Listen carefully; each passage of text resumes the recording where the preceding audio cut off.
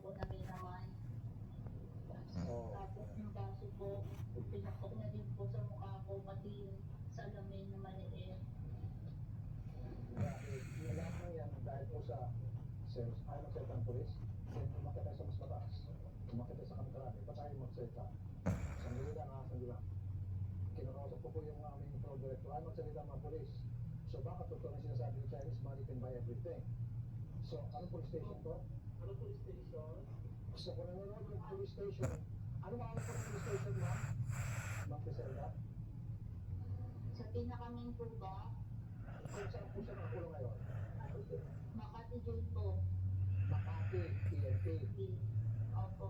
Okay, kung nakikinig po yung mga taga Makati PNP, bakit ayaw magsalita? Kung anong kaso silang panilaran dito sa Chinese National?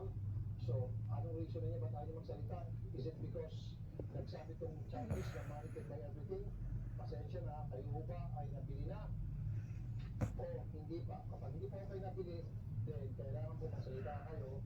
Sabihin niyo po sa amin kung paano po hinahandle ang case at kung ano po yung kaso na sinampan ninyo sa kanya. Karapatan po namin bilang mga Pilipino, bilang kababae nitong nabugbog, kung paano hinahandle yung case at kung anong kaso isinampa.